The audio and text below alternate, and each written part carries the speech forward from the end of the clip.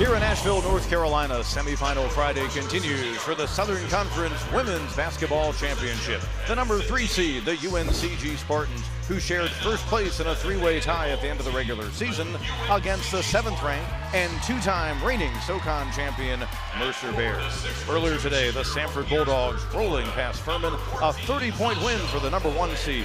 Samford seeking its first title since 2012. They're in Sunday's noon title game and await the winner of the Spartans and the Bears.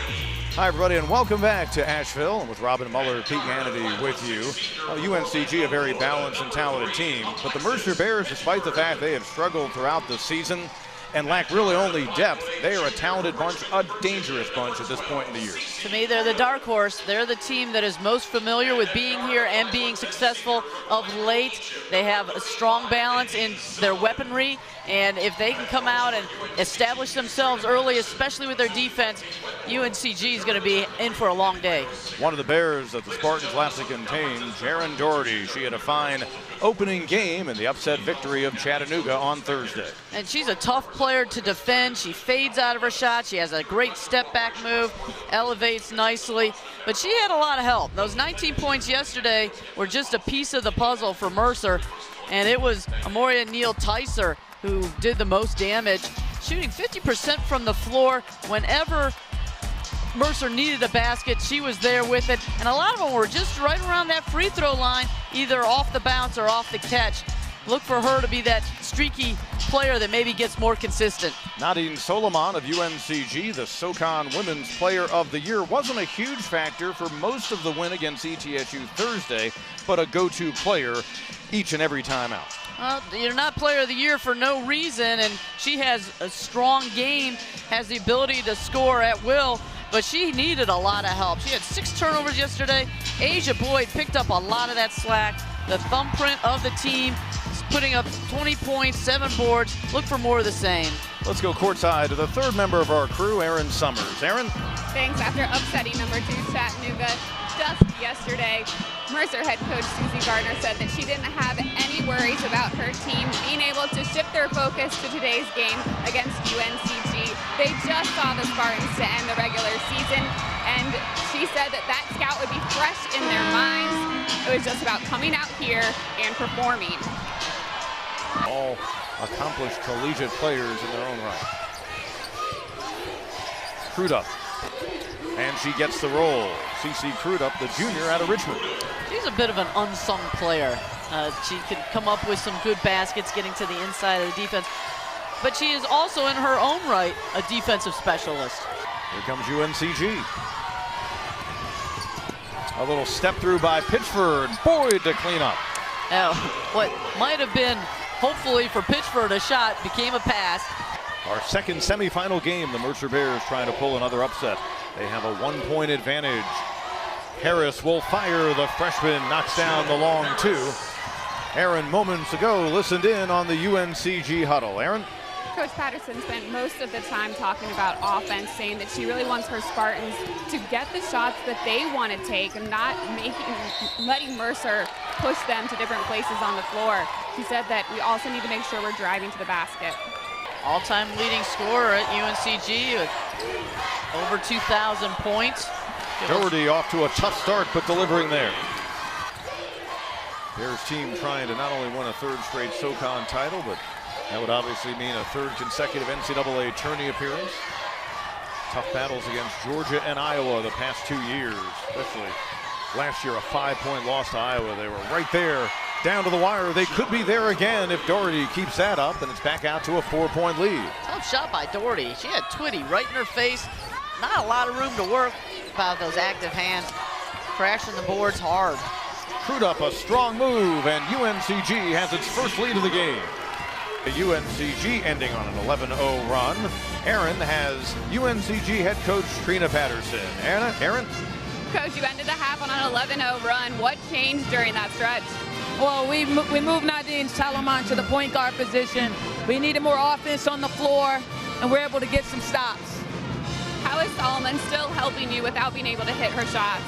She drives, she attacks, she's had some assists. She's provided rebounding opportunities, and she stretches the floor we've been getting O boards, and that's the difference. Offensive rebounds means a lot to us. Thanks, Coach. All right. Nadine Solomon just 1 of 7 from the field in the opening half of play, but impacting the ball game in lots of other ways, as we saw, including coming up with 4 boards and a couple of steals. Been a physical game, but UNCG flipped a 5-point deficit to a 7-point lead at the break. As Susie Gardner's emerged from the locker room, let's head on over to Erin with her. Erin? Coach, what can you do to create some more offensive balance? Have our starters back in the game. I mean, we got in foul trouble, and we don't sub a whole lot for obvious reasons now. So we get our starters back in the game, we can get back in our flow. How confident are you that they can regain that momentum from the beginning of the game? I mean, you know, we had one bad quarter. I mean, we won quarter one. We had a bad quarter because we had to substitute, and they got, 12 free throws to ours because we were fouling them. But you can't give a good team like Greensboro easy baskets for the free throw line. So, yeah, I mean, it's a long game. We're only down 7. I mean, it was an awful quarter, but there's a reason that it was awful. Thanks, Coach. All right, thank you. Susie Gardner's Bears were outscored 18-10 in that second quarter. They brought a large contingent, as they often do, from Macon, Georgia. They'll try to rally and pull another upset. Come back with third quarter action after this. Back out to a 6-point lead for the Spartans, who are up by 7 at the break. And Titus again makes it a 5-point game. She's filling it. Titus, the junior, 6 of 13 from the field. Under 10 on the shot clock. Doherty will fire from afar and knock it down, and it's a long 2. A tough shot, though. She has 2 players in front of her. Boyd spinning, forced one around Doherty, and it's a 1-point game once more. Scrappy rebound that time, or scramble just to get the ball by Titus. Slow to get up. Pull-up jumper, Doherty. That's her magic. And just like that, it's a 5-point lead for the Mercer Bears.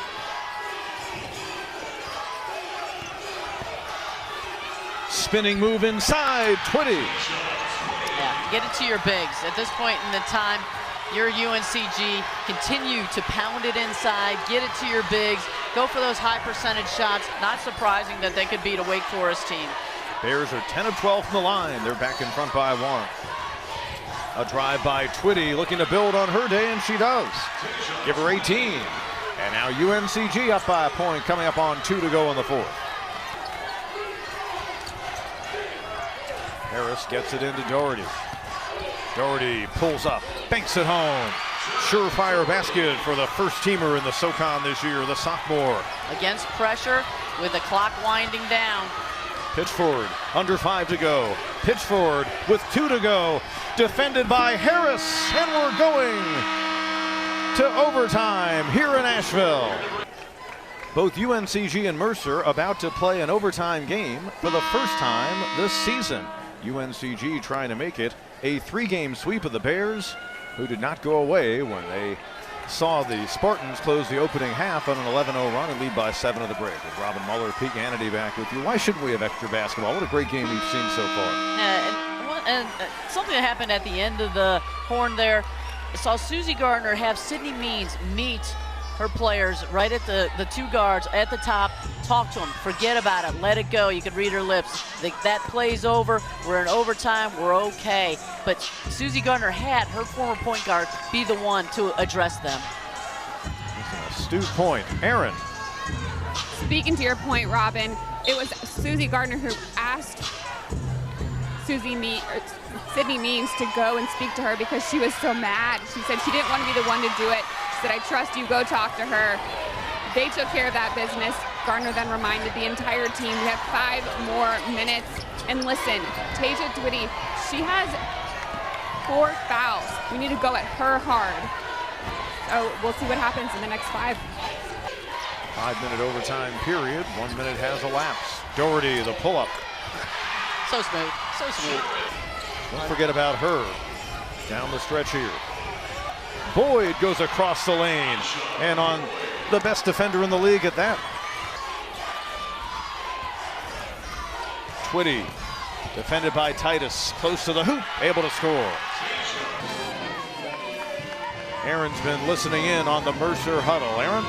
Really powerful message from Mercer head coach Susie Gardner. She said, we have come too far to give in to fatigue right now. She said, we have 1 minute, 17 seconds. Let's give it all we've got. Fight for this. She's been here. She knows what it takes, guys. Will Tyser, the drive, pulls up, and a big, big bucket for the sophomore. Back at her home stage, she's from an area known as Down East, but out here in the western North Carolina mountains, she ties us up at 71 apiece. Will Tyser around the screen, pulls up, knocks down the jumper from the free throw line. Twitty to Solomon, coming up on 10 to go in this overtime period. Solomon defended by Neil Tyser. 5 seconds to go. Solomon, you know she wants to spin to the lane. 1 second, forces, she got it! 1/10 of a second on the clock. UNCG, their all-time leading scorer with maybe the biggest bucket of her career. Harris, Titus breaking to the basket, lob toward her, and Solomon fittingly deflects it away. UNCG rallies for the semifinal win in overtime, 75-73. They're heading to the championship game Sunday.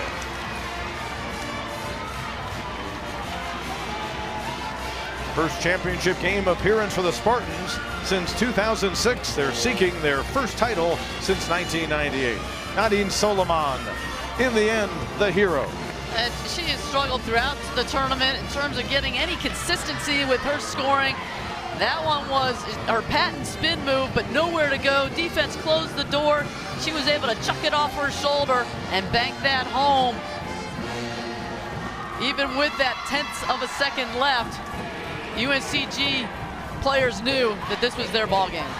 Nadine Solomon scored 13 points. There were periods of the game where she was not a factor, but when they needed her most, she comes through for the Spartans team. What a thrilling ball game for our second semifinal. UNCG in overtime, a 75-73 win. Now it's going to be Spartans and Bulldogs, teams that were part of a three-way tie for first, but by virtue of the tiebreaker, that's how they ended up being seeded. Samford swept the regular season series. What a whole lot of fun we had. Robin, you now get a full Saturday to rest up and get ready for Sunday's title game. Can't wait for that. UNCG, they'll continue to cheer into the weekend. I'm going to need that time after this game. Absolutely. The men's tourney begins later today. Join us for that. For now, for Robin Muller and Aaron Summers, Pete Hannity for now saying so long from here in Asheville.